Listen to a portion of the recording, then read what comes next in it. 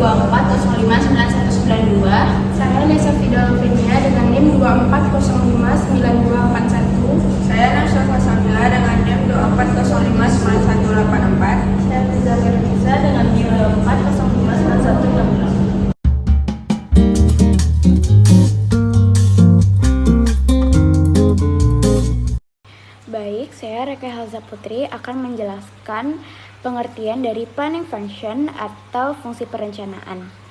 Fungsi perencanaan dalam manajemen adalah proses menetapkan tujuan organisasi serta menunjukkan strategi, kebijakan, prosedur, dan sumber daya yang diperlukan untuk mencapai tujuan tersebut secara efektif dan efisien.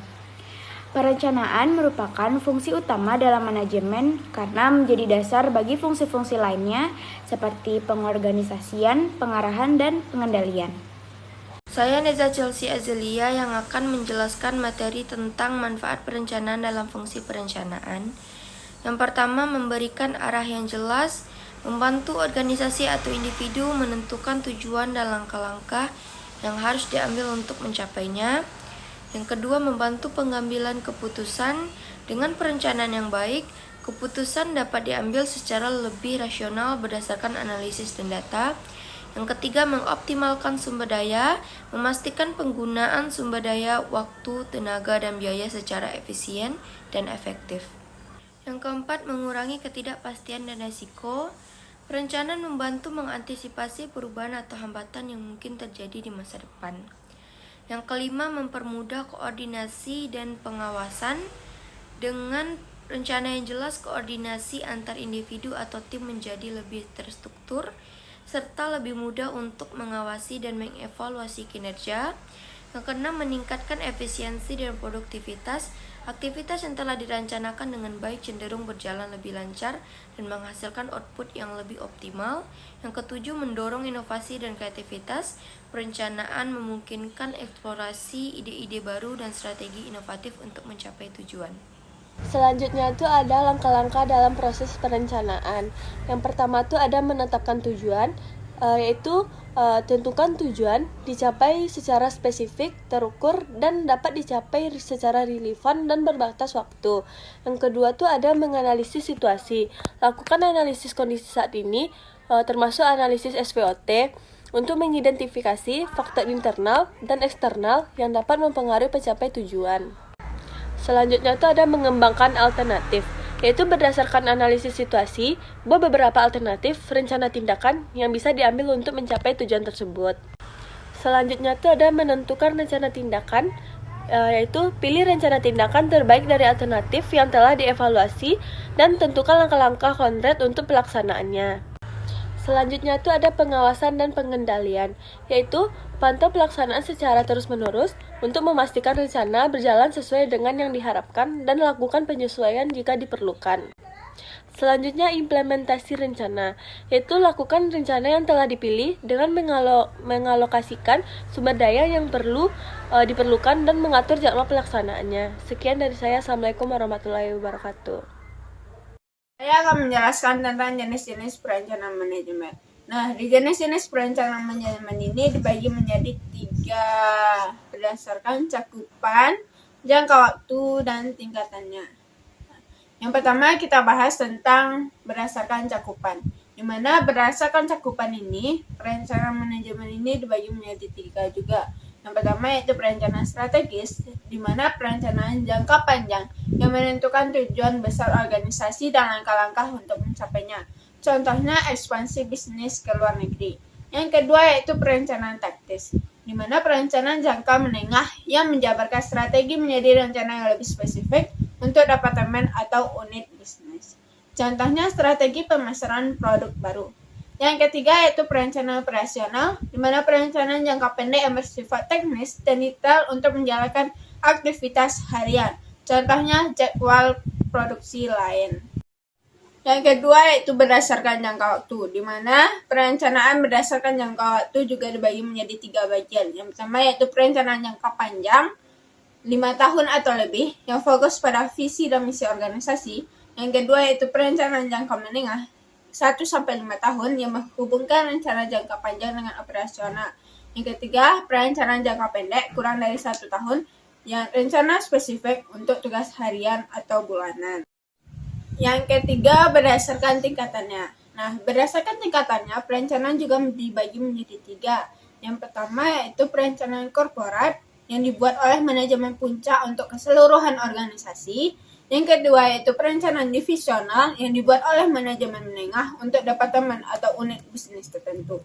Yang ketiga yaitu perencanaan fungsional yang dibuat oleh manajer lini pertama untuk tugas dan pekerjaan spesifik. Nah, jenis perencanaan ini saling berkaitan dan membantu organisasi mencapai tujuan secara efektif. Tantangan dalam perencanaan meliputi beberapa hal utama. Yang pertama, ketidakpastian dan perubahan eksternal. Perubahan kondisi pasar, ekonomi, ataupun regulasi yang cepat dapat mempengaruhi hasil dari perencanaan yang sudah dibuat. Pasar dapat berubah dengan cepat akibat tren konsumen, persaingan, atau inovasi teknologi, misalnya perubahan preferensi pelanggan. Perubahan kondisi ekonomi global maupun ekonomi lokal bisa mengalami perubahan yang mempengaruhi daya beli, biaya produksi, dan investasi. Misalnya, inflasi tinggi. Jika harga bahan baku meningkat akibat inflasi, maka biaya produksi naik dan harga jual mungkin perlu disesuaikan. Selanjutnya, perubahan regulasi. Pemerintah sering memperbaharui regulasi untuk menyesuaikan dengan perkembangan industri, lingkungan, dan juga kebijakan sosial seperti regulasi pajak baru. Jika ada peningkatan pajak ataupun perubahan kebijakan insentif, perusahaan mungkin perlu untuk menyesuaikan strategi keuangannya. Nah, tantangan yang kedua yaitu adalah keterbatasan sumber daya. Banyak sekali nih bisnis yang menghadapi keterbatasan dalam hal anggaran, tenaga kerja, atau teknologi, di mana itu bisa membatasi ruang lingkup ataupun efektivitas dari perencanaan. Nah, dampak dari keterbatasan anggaran contohnya itu seperti terbatasnya ekspansi bisnis dan juga kesulitan dalam pemasaran. Solusinya seperti mencari pendanaan tambahan melalui investor, pinjaman, ataupun crowdfunding. Yang kedua, ada dampak keterbatasan tenaga kerja. Keterbatasan dalam pelatihan dan pengembangan. Solusinya apa nih? Nah, solusinya itu menggunakan tenaga kerja lepas atau freelance atau juga kontrak jangka panjang. Nah, selanjutnya ada keterbatasan teknologi. Kesulitan dalam bersaing dengan perusahaan yang lebih maju secara digital. Apa sih solusinya? Solusinya itu menggunakan teknologi berbasis cloud yang lebih hemat biaya dibandingkan infrastruktur IT tradisional. Nah, tantangan yang ketiga itu ada kompleksitas dan juga ketidakseimbangan. Perencanaan yang mencakup berbagai aspek seperti keuangan, operasional, pemasaran, dan juga lain-lain seringkali mengalami kesulitan dalam pencocokan prioritas dan juga memastikan semua elemen dapat berjalan seimbang. Setiap aspek dalam bisnis memiliki kebutuhan dan juga tujuannya yang berbeda, sehingga menciptakan tantangan dalam menyelaraskan semuanya dalam satu perencanaan terpadu. Nah, tantangan dalam perencanaan yang keempat adalah kesalahan dalam pengumpulan data. Rencana yang dibuat berdasarkan data yang tidak akurat ataupun tidak lengkap dapat mengarah pada keputusan yang salah, sehingga merugikan perusahaan. Metode pengumpulan data yang tidak tepat seperti penggunaan teknik sampling yang tidak mewakili populasi target.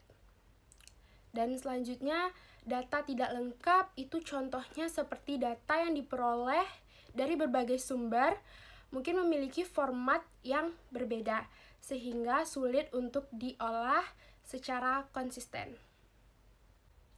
Dan yang kelima, itu resistensi terhadap perubahan.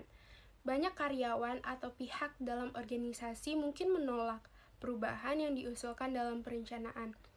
Penyebab resistensi terhadap perubahan, yang pertama itu ketakutan akan ketidakpastian.